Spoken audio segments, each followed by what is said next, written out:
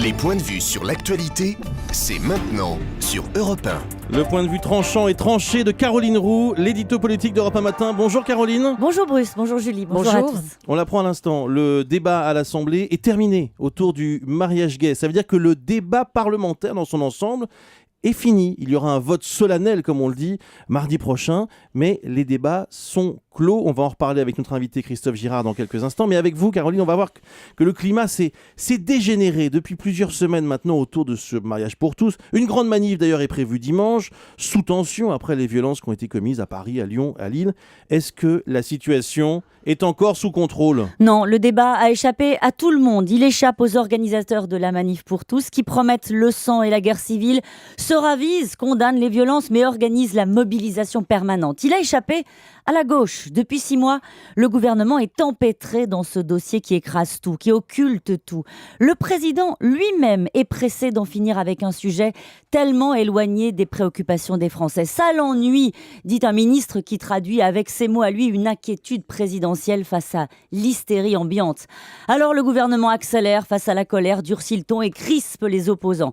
Ce débat, il échappe à la République quand des groupuscules extrémistes se sentent autorisés à traquer les homos à la sortie d'un bar gay. Alors, il échappe à la gauche, ce débat, mais est-ce qu'il échappe aussi à la droite ? Naturellement, l'UMP est piégée. Elle ne parvient pas à éviter les dérapages, comme cette nuit où on en vient aux mains pour un mauvais regard.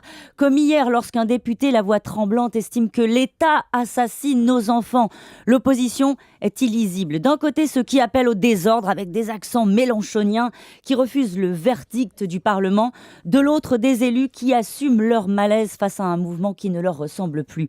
À cela s'ajoute le discours inconséquent de tous ceux qui promettent d'abroger la loi une fois au pouvoir. Comment imaginer que la droite, qui n'a pas su sortir des 35 heures, aura comme urgence de démarier des couples d'homosexuels une fois de retour aux responsabilités ? Nicolas Sarkozy avait regretté en son temps le rendez-vous manqué de sa famille politique sur le Pacs, preuve qu'on refait parfois les mêmes erreurs. Enfin là, c'est bientôt terminé, hein. Je le disais, le vote solennel est prévu la semaine prochaine. Alors ce serait la logique démocratique, mais des manifestations sont prévues après le vote solennel. On est encore loin de l'apaisement, car au fond, pour finir, ce débat échappe à sa cause.